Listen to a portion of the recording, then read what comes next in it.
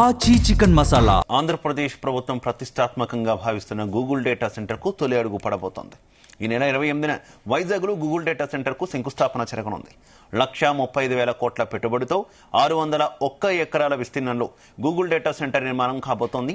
శంకుస్థాపన కార్యక్రమంలో సీఎం చంద్రబాబు, మంత్రులు పాల్గొనున్నారు. 2028 నాటికి గూగుల్ డేటా సెంటర్ అందుబాటులోకి వచ్చేలా ప్రణాళికలు రచించారు.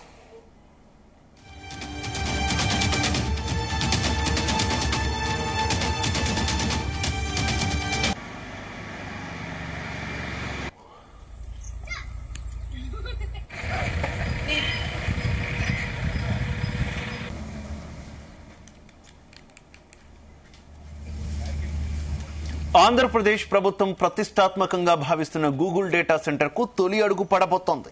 ఈ నెల 28న వైజాగ్ లో గూగుల్ డేటా సెంటర్ కు శంకుస్థాపన జరగనుంది.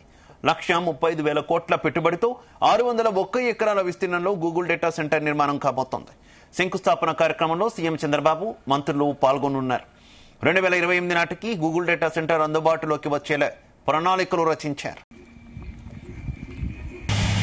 ఇదే విషయానికి సంబంధించి మరింత సమాచారం మా కరెస్పాండెంట్ చంద్రశేఖర్ అందిస్తారు.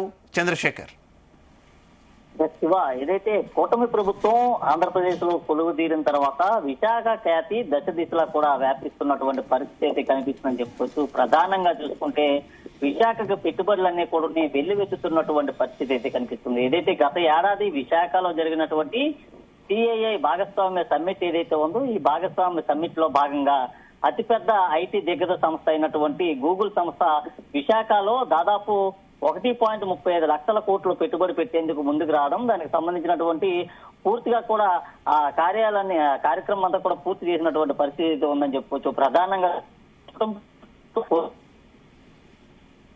విశాఖకు సంబంధించినటువంటి సంస్థలను, విశాఖలో పెద్ద పెద్ద సంస్థలన్నీ కూడా పెట్టుబడులు పెడుతున్నటువంటి పరిస్థితి కనిపిస్తుంది. ఈ నేపథ్యంలో చూసుకుంటే ఈ నెల 28వ తేదీని విశాఖ ప్రాంతానికి సంబంధించినటువంటి ఆనందపురం మండల పరిధిలో ఉన్నటువంటి తరులువాడ ఏదైతే ఉందో, ఈ తరులువాడ గ్రామంలో దాదాపు 601 ఎకరాల్లో గూగుల్ డేటాకు సంబంధించినటువంటి సంస్థ అయితే పెట్టుబడులు పెట్టేందుకు భూమి పూజ కార్యక్రమాన్ని కూడా నిర్వహించనున్నారు. ఈ యొక్క భూమి పూజ కార్యక్రమంలో రాష్ట్ర మంత్రులతో పాటు రాష్ట్ర ముఖ్యమంత్రి నారా చంద్రబాబు నాయుడు కూడా పాల్గొనేటటువంటి పరిస్థితి ఉంది. దీనికి సంబంధించి ఇప్పటికీ అధికార యంత్రాంగం అన్ని రకాల ఏర్పాట్లు కూడా చేసినటువంటి పరిస్థితి కనిపిస్తుంది. జిల్లా కలెక్టర్తో పాటు అలాగే విశాఖ ఆ సిపి కూడా ఆ ప్రాంతానికి వెళ్లి ఏర్పాట్లన్నీ కూడా పరిశీలించినటువంటి పరిస్థితి కనిపిస్తుంది.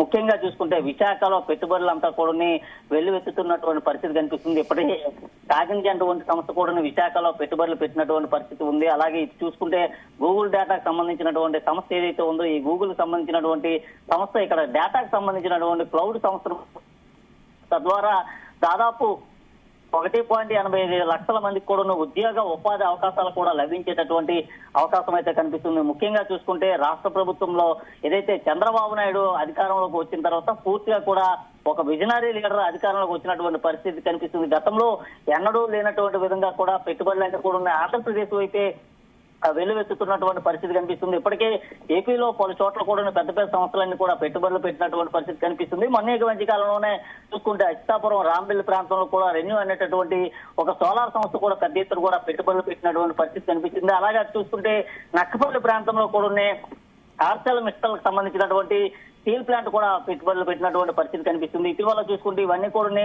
ఒక్కసారిగా గ్రౌండ్ బ్రేకింగ్ ఏదైతే భూమి పూజ కార్యక్రమాలు ఏవైతే ఉన్నాయో, భూమి పూజ కార్యక్రమాలు కూడా నిర్వహిస్తున్నటువంటి పరిస్థితి కనిపిస్తుంది. దాదాపు 2020 నాటికి ఈ సంస్థలన్నీ కూడా వాటి యొక్క నిర్మాణాలను పూర్తి చేసుకొని ఆ యొక్క ప్రోడక్ట్లు ఏవైతే ఉన్నాయో ప్రోడక్ట్లను బయటకు పంపించేటువంటి పరిస్థితి కనిపిస్తుంది. ఈ నేపథ్యంలోనే అక్కడ ఉన్నటువంటి నిరుద్యోగ యువత అందరూ కూడా ఉపాధి కల్పన దిశగా కూడా రాష్ట్ర ప్రభుత్వం అయితే ఆ ముందుకు వెళ్ళినటువంటి పరిస్థితి కనిపిస్తుంది.